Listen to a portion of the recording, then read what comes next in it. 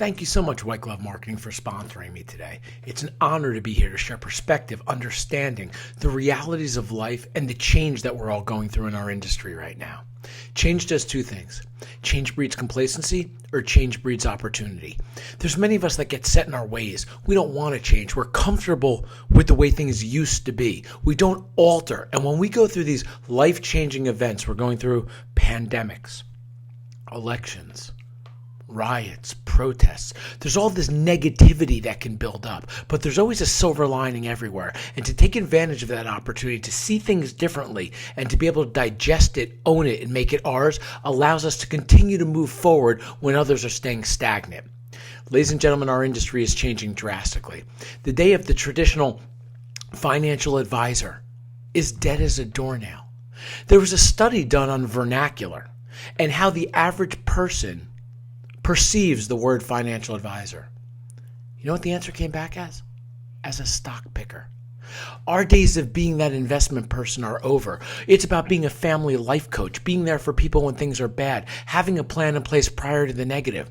We're seeing trillions of dollars roll into robo-advisors, Betterment, Robinhood. And I always ask people, I go, what do you think the number one reason for that is? And everybody goes, no, that's easy. That's because of cost. That's not true. It's because of efficiency. It's because people are able to use it the way they want. Our industry is changing drastically. And if you look at it, going back 25 years ago when I started in this industry, one, we're trained to dress like bankers from the 1800s. If you go out to dinner one night and someone's wearing a suit and tie, they're either an estate planner or a financial advisor. It's important to look nice. It's important to be presentable. But what we're learning is people buy you. They buy your belief. They buy your leadership. They buy your trust. They buy, the more they learn about you, the personal aspect that they have, the more they understand you and they want to be part of your overall experience. It's not about putting this disguise on any longer. Our industry was also vehemently against moving forward and understanding the different ways of communication. For years, our industry, you're not allowed to text message. You're not allowed to be on social media. You shouldn't give your cell phone number out. You shouldn't be on email. This is absolutely ridiculous. And change is now coming from this pandemic that is giving us some of the greatest opportunity that we've ever seen. There was a study that was done on Gen Y and millennials of how they want to be communicated with. 90% chose some type of virtual, a DM, a Skype, a Zoom versus in-person meetings or phone calls. We have to change that way we talk to our clients. Our fact finders should no longer be about investments. The beginning of our fact finder should be, how do you like to be communicated with? Do you like virtual? Do you like phone calls? Do you like in-person meetings? We cater it to any way that's most appropriate and best for you. And the next should be, tell us your dreams. Tell us your aspirations, your goals. The majority of financial planning, ladies and gentlemen, is now the legal documentation, the will, the power of attorney, maybe the ILET. Having a plan in place that when something goes bad, we're able to give good news to the family, alleviate regret and resentment that they might have on someone, and give them the opportunity to take care of what is there because we had a plan in place prior to the negative. The investment stuff is further down the pike. And the more we embrace this and the more we take it in, Betterment is not going to be there for you when things are bad. Robinhood's not going to hold your hand and help you understand the power of attorney. Robo-advisors are not going to do that. It gives us the opportunity to not only have a plan in place for our clients, but to have a better opportunity to maintain multi-generational assets. And we learn the greatest lessons in life at the deepest and darkest of times. We're given this new understanding on the fragility of it. And when we could take that, we can own it and we can make it ours. We could transpose that into regular life and into business. And that's something I learned. I graduated from the University of Delaware in 1996. Many of you think of the University of Delaware as the fighting blue hens. We like to call it the ass-kicking chicken. And when I graduated, I remember my father in 1996, who was a financial advisor, and my mother, who was a teacher. They walk onto the football field. Maya Angelou just gave her commencement speech. And what's interesting is we get these seeds planted inside of us, these lessons that are given to us that will not make sense till they bloom later on in life. And I would learn that going down the road, but there were a lot of things from a financial planning perspective and a teacher perspective that were put inside me. And I remember my father coming up to me, giving me that fist pump like, not bad, buddy, right? I'm like, Dad, the king has arrived, graduated college. He said, what do you think you want to do now? And I grew up right outside New York City in northern Jersey. And I remember looking at my old man going, Dad, that's easy. I'm going to become a financial advisor. And my dad looks at me and he goes, really? I go, yeah, I'm going to join your firm. And in his thick Bronx accent, he looks at me and goes, there is no bleeping way you're joining my firm. And every picture of me in my parents' house from graduation is like this angry look. I was like, what a jerk. What he's doing is he was teaching me one of the greatest lessons in life. There's no free lunches. Go out and earn it. If it's something you like, something you take to, something that you have a passion for, we'll talk in a few years. So I went to become a wholesaler. It was just a way for me to get licensed, to dip my toe into this business in the mid-90s during this tech boom that was going on. And when I went in, I started with a company called ING, which was based out in Wilmington, Delaware. And I moved to Philadelphia. I'm the North Jersey guy, Giants fan, who moved down to Philly. And I will tell you, within 1 week of being there, living in the old city area, living where Betsy Ross knit the flag, the National Constitution Center, the Liberty Bell, all these beautiful cobblestone streets. There was an infectious ambiance there. There was all these young professionals starting their careers, people in law school, medical school. It was something that hit me, something I took to. And I might have been the guy from North Jersey, but Philly became my home immediately. And right as I was starting my craft, wholesaling, my father sat down with me and goes, I want to give you a couple lessons. I go, yeah, Dad. He goes, number one, if you don't believe in the product, don't sell it. Lose the battle to win the war. It's about earning real trust and building deep-rooted relationships. Number two is always be honest. If you're not honest over time, it's eventually going to come back and it's going to be a problem. And number three is you got a soccer scholarship to college. Take that work ethic, put the other two in place, and you can do a lot of great things. And I took to it. It wasn't a job to me. It was a lifestyle. It was a career. And I was constantly saying the same thing over and over again. The job of the financial advisor is to be there when things are bad. The job of the advisor is to have a plan in place prior to the negative. The job of the advisor is to give good news to people at the most difficult of times, to give some semblance of positivity when they need it the most. That's when we earn our salt. And my career started to take off. In 2001, I became the number one guy at my company. In 2003, I became the number one person in my industry. And I remember my father sitting down and going, not bad, kid, right? I'm like, yeah, Dad, right? He goes, I think we should talk about you joining my firm. I said, you can't afford me any longer, Dad. I found my calling. I found my craft. It was something I had a passion towards, something that I loved. And my business started to move on. In 2004, I met the girl of my dreams. I was single, living the life. Business was going great, had no interest in meeting anyone. I remember talking to my mom 2 weeks before I met Rebecca. And I told her I was never going to get married because I was the happiest guy in the world. She broke down and cried right in front of me. Sometimes when you're not looking for something, something pops up and you build deep connection with that. And the minute I met Rebecca, I knew she was going to be with me forever. It's 2006. We go to get married.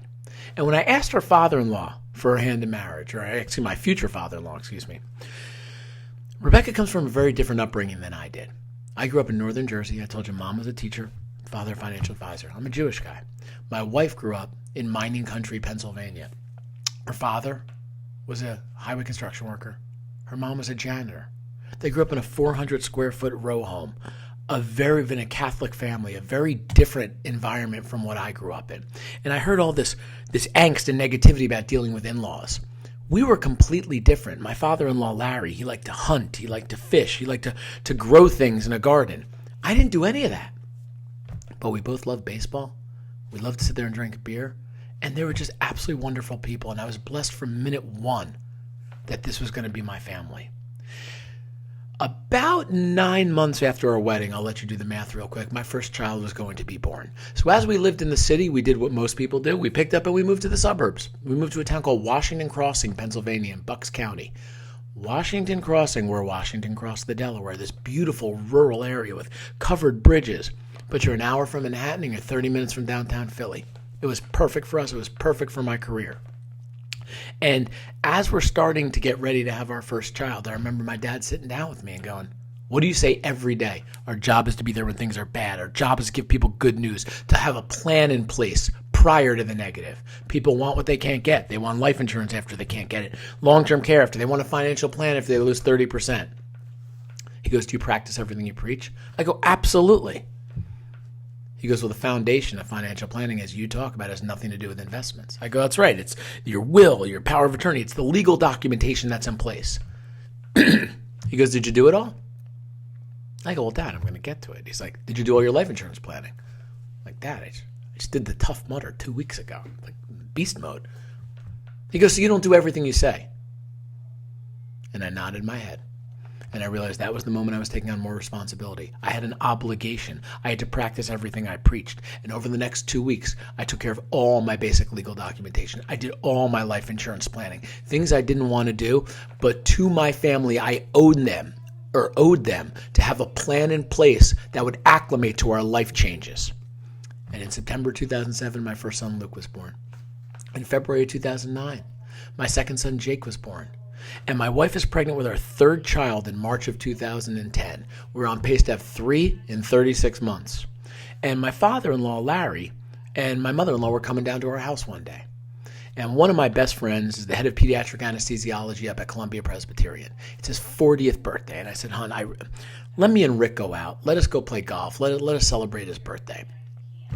And the reality is, if you want to go out on a Saturday with a pregnant wife and 2 kids under 3 years old at home, and you want to go play golf, in my household, my stuff will be waiting on the front lawn when I get home. But my wife said, she goes, my parents are on the way down.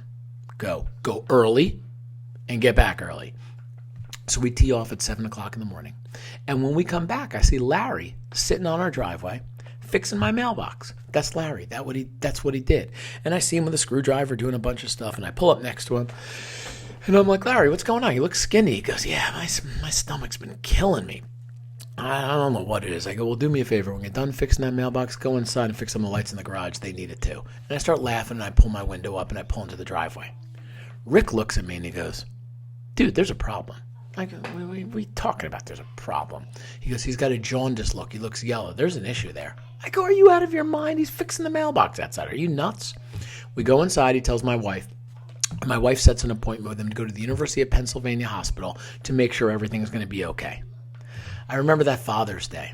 We're all together. It's our families. It's my family. My brother's down. We have our children there. I have my nephew. We have all this great appreciating the moment, living in the now, being happy that our families are expanding so greatly.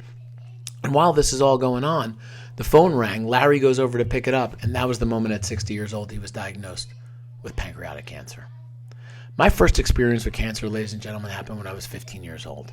My Grandma Harriet, was diagnosed with cancer. I wasn't old enough to understand it or get it or truly digest it. 1 minute she was Grandma Harriet. The next minute she was wearing a cancer turban. The next minute she was gone. What I do remember is what it did to my mom. My mother spoke to my grandmother every single day on the phone. Every weekend we were at their house in Fair Lawn, New Jersey. They were at our house in Parsippany. And I saw my mom cry and she couldn't stop. And I saw her become a different person. And I was angry and I was mad. And I wish I could have been there more, but I didn't get it. I was 15. I couldn't digest the parameters of everything that was happening. But it built up this hatred that I have with cancer because my mother and my grandmother were 2 peas on a pod. And this fractured her in a way that she would never come back from. My wife and my father-in-law were the same. My wife made it her full-time job to take him down to the University of Pennsylvania Hospital. Pregnant, 2 kids under 3 and a husband at home. She drove him down for his Whipple procedure. She drove him every day back and forth for his chemo radiation. She never bitched. She never complained. This is the definition of a warrior. She was there for family, and that's what we do. We're there for people when they need us the most. And all she did was do whatever she needed to do for her family to make sure that she was there for all of us. It was an honor. It was an inspiration to be part of this. I remember sitting down with Larry, and the reality is you have pancreatic cancer, you're probably about a 6-month shelf life. You don't feel the majority of that cancer hitting you until it's spread in all these different areas. And I remember telling me he had 2 goals. One is he wanted to see all 3 of his grandchildren born. And the other is he wanted to fight hard enough that all 3 of them would be alive before he was gone.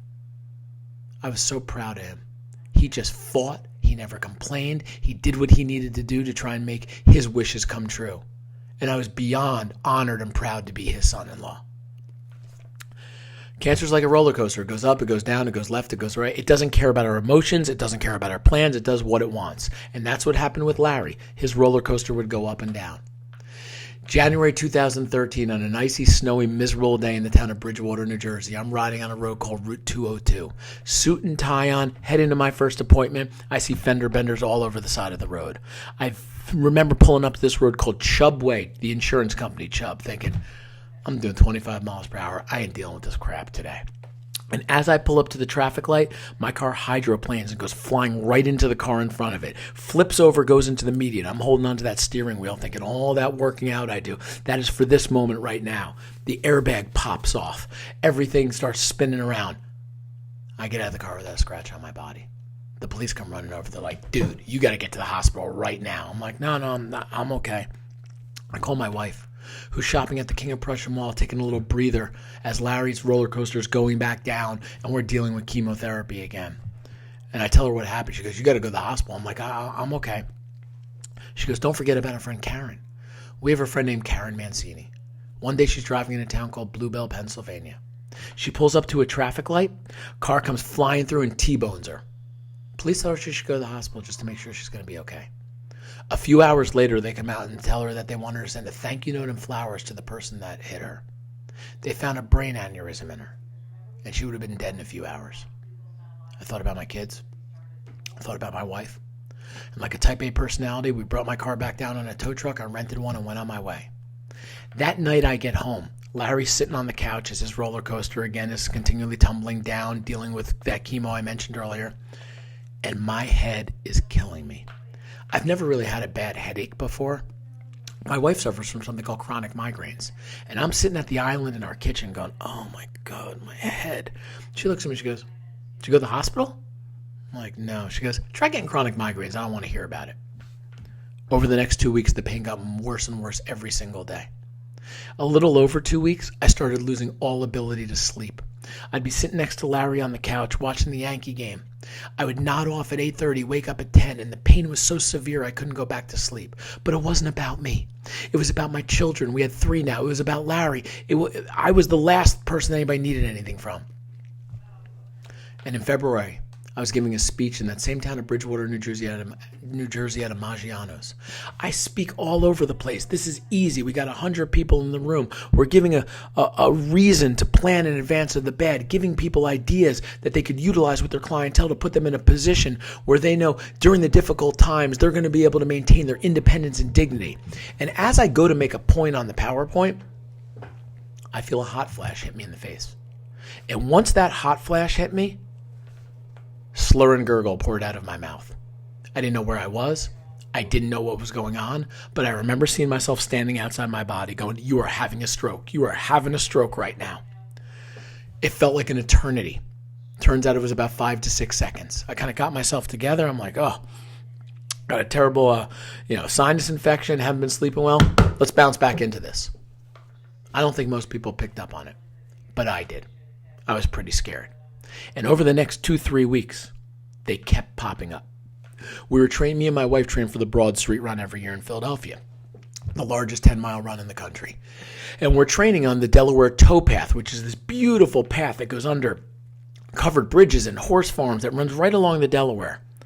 And she goes to ask me a question, and slur and gurgle comes out of my mouth. And she stops on the path. She's like, I'm talking to you. What the hell? You're not answering me. So I just had another one of those. Went to the doctor. Doctor told me it's the worst season ever for sinus infections. You got to take all this medication. I'm like, whoa, dude, not in this temple. I don't take medication. He's like, you got to take Xanax to help you sleep. This, that. I took it one day. I woke up in a haze and said, I'm never doing this again. They kept popping up. I had one when I was driving, another few when I was speaking. And on May 14th, 2013, I'm giving a presentation in my hometown of Parsippany, New Jersey. There's about 300 people in the room. And I'm going to make a point, and I feel a hot flash hit me in the face for the 11th time. I know what that means now. I turned my back on everybody so I could avoid them seeing the slur and gurgle and the inability to communicate or think, knowing this will die in about 5 to 6 seconds. I turned back around, and that's the moment I decided I'm going to the hospital right now. About 30 people raised their hand when I finish. Pretty good, right? People are ingrained in what you're saying. They're captivated. They want more information. And my head just dropped. I answered one question. I said, I'm so sorry. I got to run. I'm running late. We've got to get going. Matt, let me ask you one more question. This is going through my mind. If someone doesn't get away from me, someone's getting put on the ground right now. That is not me by any stretch. These wonderful people walk me out to the car. Let me ask you one more question. I peel out of the parking lot. That is not me. I call my doctor. I go, you told me it was a sinus infection, blah, blah, blah. Here's the deal. I just had my 11th one of these, and I hear him say over the phone to me, you need to go to the hospital right now.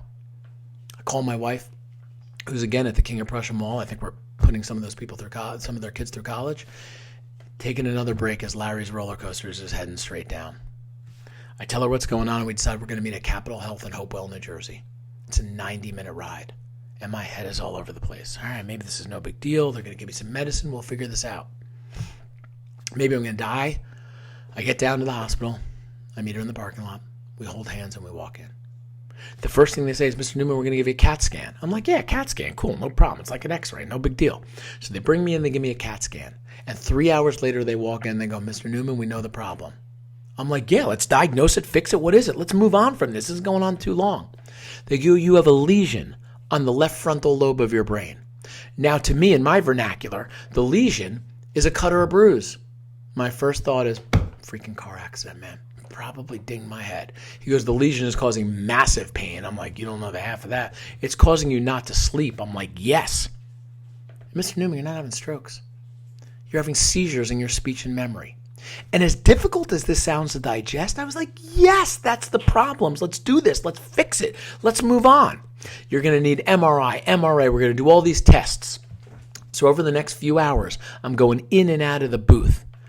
At 3 o'clock in the morning, they tell me I have to go in for one last time for an MRI and an MRA with contrast. Rebecca looks at me and she goes, I'm going to go home. I'm going to make lunch for the kids. I'm going to get a ride for my dad to get down to the hospital.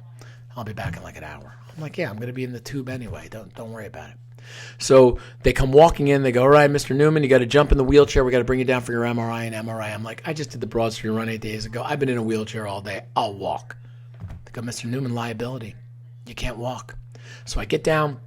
I get into the wheelchair. They come up behind me, grab the clipboard. They go, all right, Mr. Newman, MRI, MRA with contrast. We need to see how big your brain tumor is.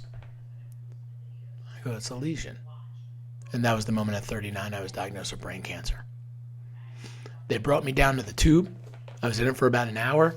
My head's racing all over the place. They bring me back. They plug me into 50 machines. They put me into this little bed.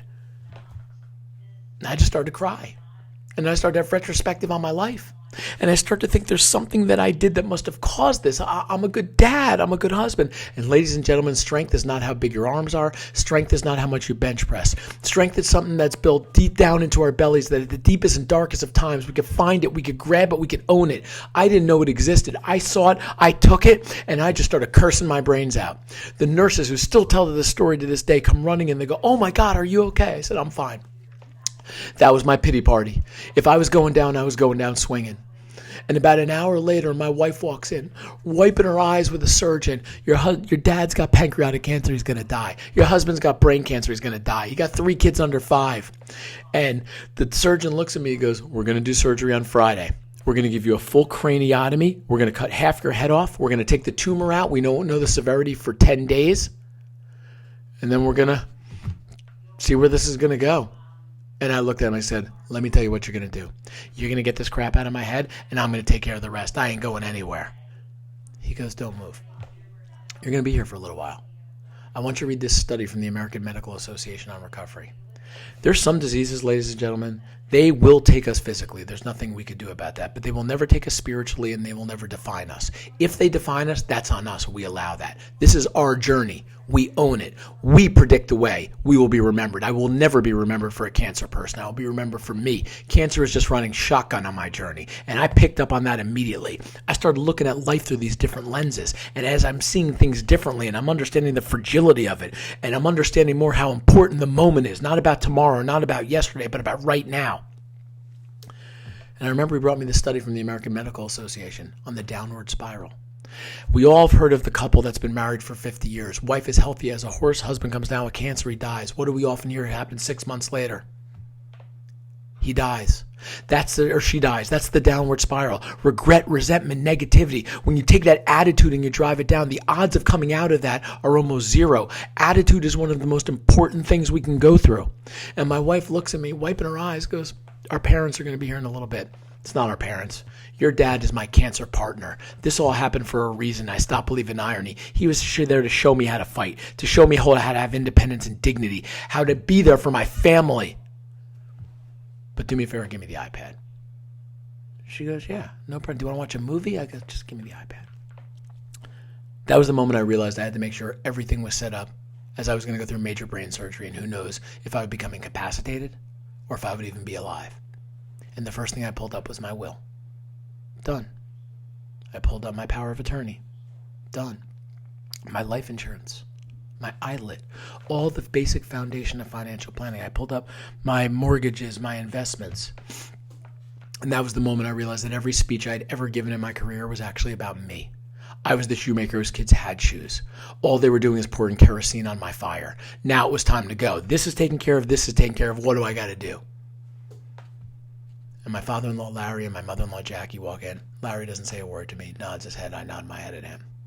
I see my mom and dad walk in. The reality is, you hear your son has brain cancer, he's going to die.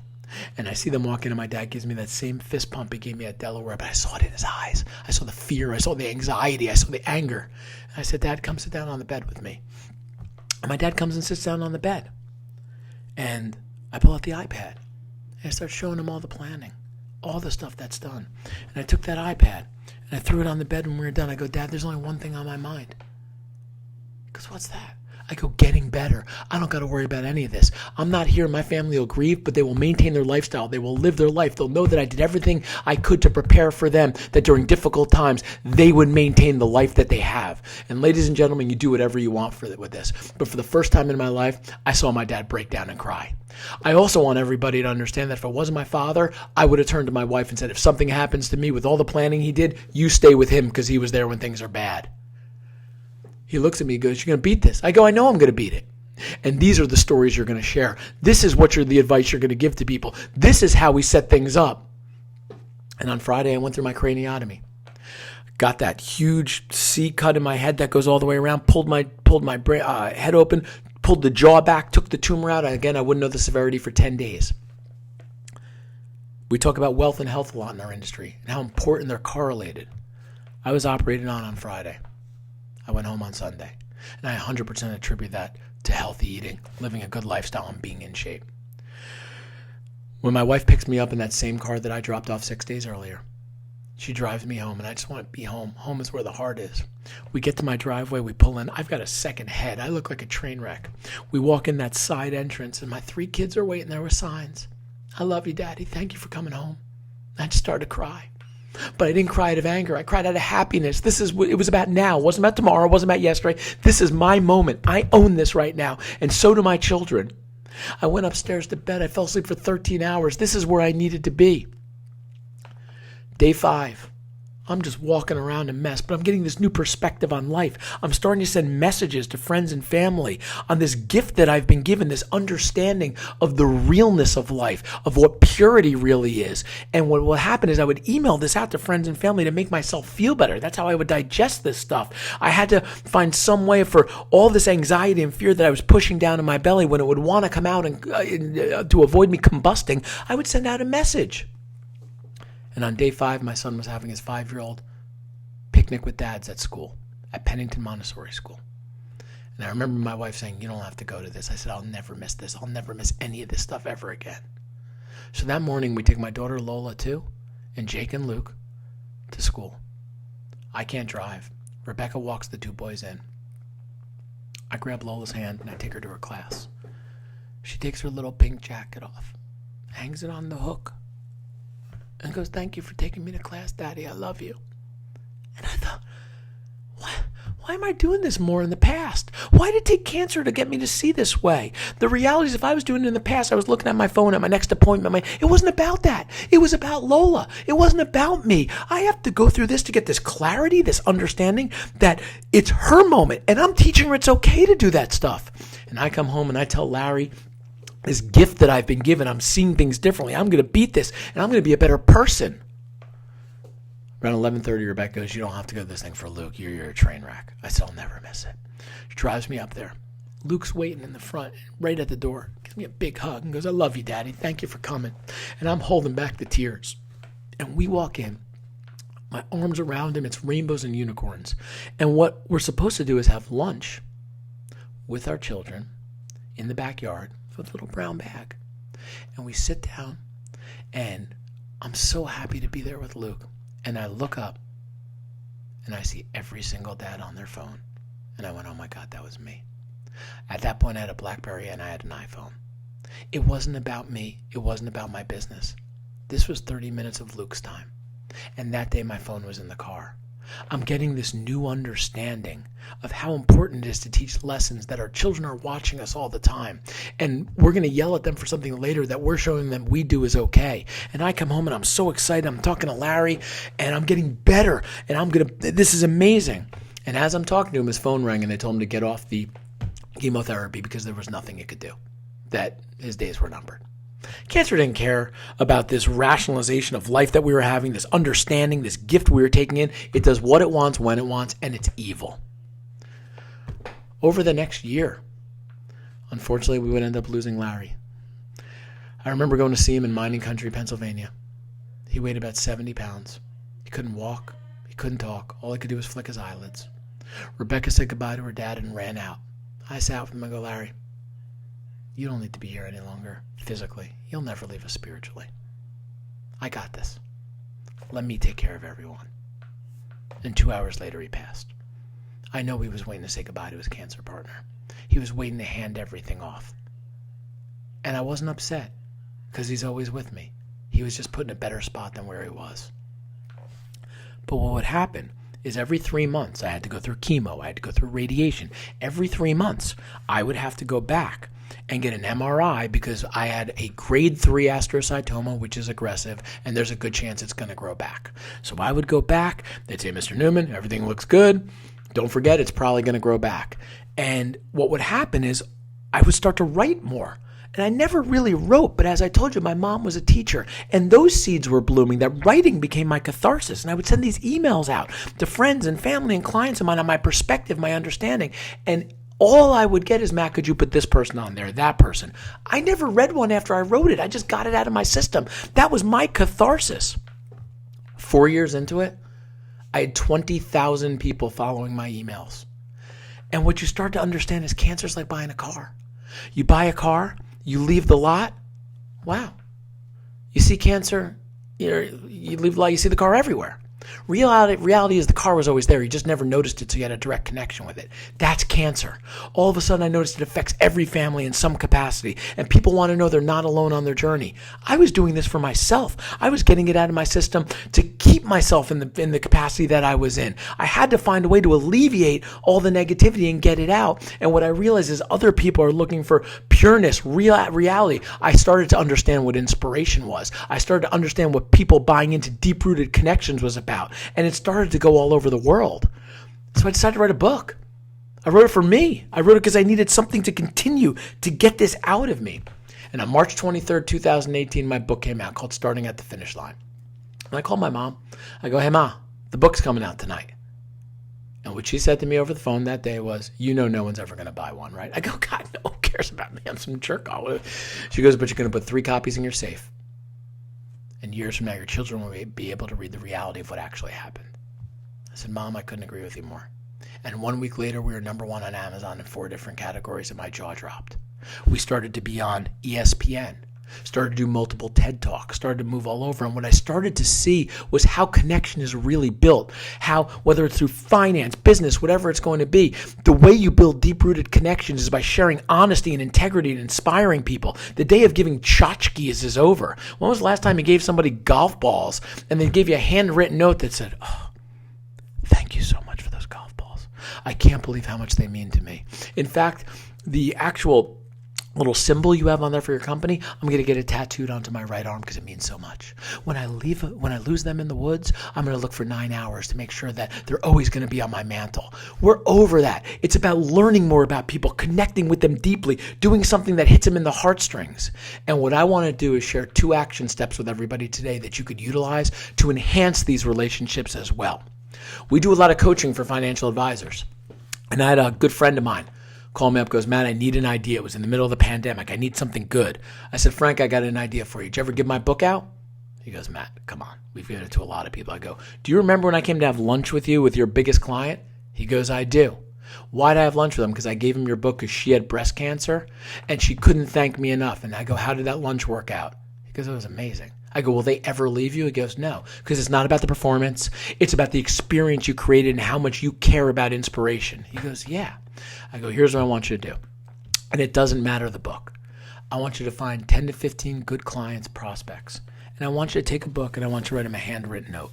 And on that note, what I want you to say is, hey, Frank, hope you're doing well. Want to share a story I think you and your family really correlate to. Something that really shows inspiration and something that would mean a lot to you and the necessity of preparing the way that we do. Anything we could ever do to help, let us know. But I hope it's something that you enjoy. And then I want you to put your business card right here. Take a glue stick and put your business card. He goes, okay, I see it. Why? I go, because 1, there was a study done on books. 72% of books that people read and they like, they either give away, they loan out, or they sell used. Go on Amazon. Every single book you want, you could buy a new copy or a used copy. The reality is we're not omnipresent. But when they give it to a friend and they go, your financial advisor gave you this? That's his. I can't even find. Can I call them? It doesn't matter what the book is. We've done Malcolm Gladwell books. We've done books on the New York Yankees. We do something where we learn about people, what's important to them, what they're looking for, and we do something that hits them in the heartstrings. This is a book called Unstoppable by Anthony Robles. I have a good client of mine who I also do coaching with as well up in Hackettstown, New Jersey. His son gets a full ride to the University of Alabama wrestling, Roll Tide. And he called me up during the pandemic about how miserable his son was. All he wanted to do was get down to Alabama. He wanted to start wrestling, but unfortunately they weren't allowed down there, and it's indoors, so there's nothing he could do. Anthony happens to be a friend of mine, so I bought him this book. On the inside cover, I wrote a note to the son. This too shall pass. You're going to be in Alabama in no time, but wanted to share with you a story of inspiration, something I thought you would like a lot from your dad telling me all about what's going on. Can't wait to watch you wrestle. It's going to happen at some point. Anything you ever need, let me know. Who do you think called me? It wasn't the child. It was the father. Thanking me left and right that I listened to him, how much it meant, how excited his son was or whatnot. That is a relationship that will be there forever. It's not about the tchotchke. Find something that's important to your clients and do something personal to connect with them on a completely different level. The second is I talked in the very beginning about change breeds complacency or change breeds opportunity. 70% of women within 1 year of their husband dying will change financial advisors. 97% of children within 1 year of both parents being gone will change financial advisors. That's a study in the Journal of Financial Planning. Oh, Matt, we hear that stuff all the time. That doesn't happen. Yes, it does. We see it happening nonstop. It's a microcosmic wheel. The reason that I share that is now is the time we should be calling all of our clients that have children that are young professionals and say, I want to do a Zoom. Frank, I wanted to give you a quick call. My job is to be there when things are bad, to always give you good news at the deepest and darkest of times, to have a plan in place prior to the negative, which we do. But the basics of financial planning have really nothing to do with the investments. They're your legal documentation, your will, your power of attorney, your ILA, like I was mentioning before. I want to set up a Zoom with your children. I love seeing the pictures of them. They're doing so well professionally. Love seeing the grandkids. I'm not looking to sell them anything. I'm not in any way looking to take over their assets. But God forbid something bad happens to you. You pass, you become incapacitated, there's an issue. I don't want your kid coming home, going through the attic, going through the cellar, going through, safety deposit boxes. I have everything. And I just want them to know that I can make eye-to-eye contact with them however they want to communicate, to let them know that if something bad happens, they could contact me, deal with what you need with, because we have everything here that you're going to need in the future. What is the downside of making that call? The parents are going to call their children and go, you can get on this thing for 10 minutes. You're opening up a deeper relationship. You're utilizing virtual technology to dig in closer. But most importantly, you're going to be the person they come to when things are bad as that person who's there for them, which massively increases your opportunity of hanging on to those multi-generational assets. Send books. Share stories. Do things that mean something deep to someone else where it's not about your performance. It's about the experience you create. Use this no net on us any longer with these virtual opportunities that we have to connect deeper with people, connect deeper in families, and just allow them to know that the basic planning is done. And at the end of the day, always remind all of your clients that it's not about the money, it's about them, which is why we always plan on starting at the finish line. Thank you so much for giving me some time today.